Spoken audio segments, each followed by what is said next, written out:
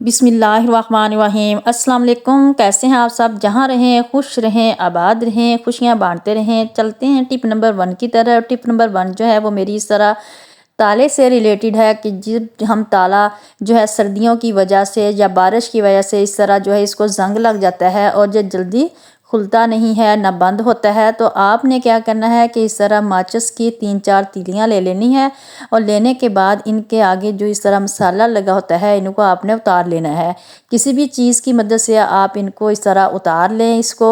जब आप मसाला उतार लेंगे तो आपने इसको अच्छी तरह से बारीक कर लेना है। बारीक करने के बाद आपको मैं बताऊंगी कि आपने क्या करना है।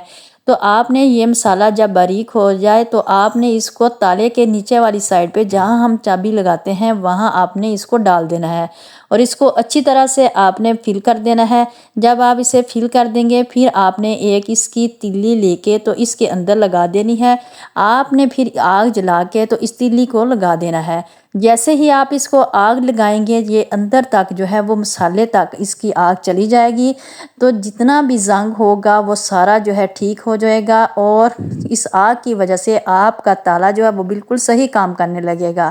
तो उम्मीद करती हूँ आपको मेरी ये टिप जो बहुत ही पसंद आएगी, तो आपका ताला बिल्कुल ठीक वर्क करेगा और इस तरह से आपको ज़्यादा कोई भी और टिप इस्तेमाल करने की ज़रूरत नहीं पड़ेगी। ये देखें अब बहुत ही आसानी से मेरा ताला खुल रहा है और बंद भी हो रहा है। इस तरह से ना तो आपको इसमें तेल डालने की ज़रूरत पड़ेगी ना ही कोई और जो है चीज़ डालने की इसमें ज़रूरत पड़ेगी। तो इस तरह टिप नंबर 2 जो है वो मेरी इस तरह से जो आँखों के ऊपर बमे होते हैं इनसे रिलेटेड है कि ये जब भी किसी के बोमे जो हैं वो लटक जाते हैं और इस तरह से वो बहुत ही बदनुमा लगते हैं। तो इस तरह जब वो लटक जाएं या किसी के बोमे कम हो तो आपने क्या करना है कि इनके ऊपर आपने कोलगेट ले लेनी है। कोई भी टूथपेस्ट आपने नहीं लेना, सिर्फ कोलगेट वाइट वाली आपने लेनी है और इस तरह आपने सोते वक्त रात को इनके ऊपर लगा देना है। और फिर आपने लगाने के बाद हल्का हल्का इनको इस तरह से आपने हल्के से इसको फैला देना है। फिर आपने सुबह उठ के आपने अच्छी तरह से इसको साफ़ कर लेना है।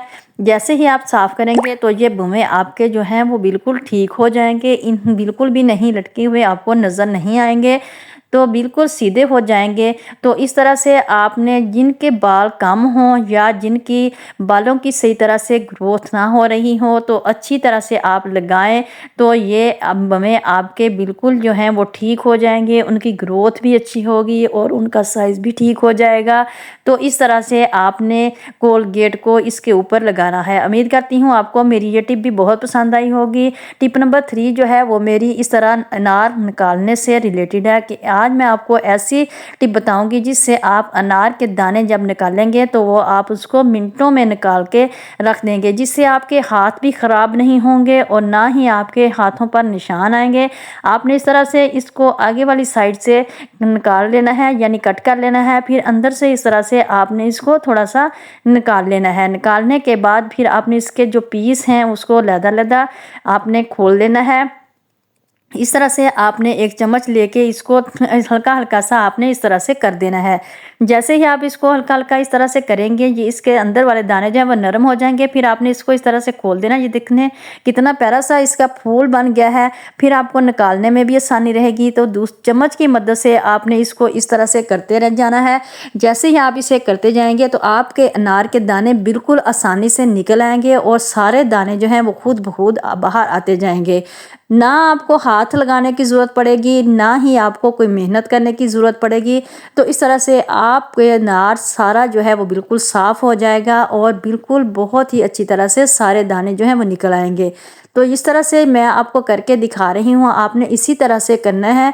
तो ये देखें मैंने भी आपको सारा करके दिखा दिया है। कितना प्यारा सा फूल भी बन गया है और आपके अनार के दाने भी सारे निकल गए हैं। तो बाद में जो छिलका हो वो आप इसके अंदर से उठा लें और आप दानों को जो है वो देख लें कि कोई ख़राब दाना ना हो या कोई भी इस तरह का दाना ना हो। तो इस तरह से टिप नंबर मेरी 5 जो है वो इस तरह साबुन से रिलेटेड है कि अगर आपका वॉशरूम गंदा हो या आपके कोई शीशे वगैरह गंदे हो तो मैं आपको इतना अच्छा क्लीनर बना के दिखाऊंगी जिससे आपका टॉयलेट जितना चाहे मर्जी गंदा हो तो आप उसको आसानी से साफ़ कर सकते हैं। आप अपने शीशों को साफ़ कर सकते हैं। तो आपने इस तरह जो बचा हुआ साबुन हो तो आपने उसको ले लेना है कोई सा भी साबुन हो तो आपने उसको ग्रेटर की मदद से ग्रेट कर लेना है। जैसे ही आप उसको ग्रेट कर लेंगे तो बहुत ही फाइन सा जो है इसका पाउडर बन जाएगा।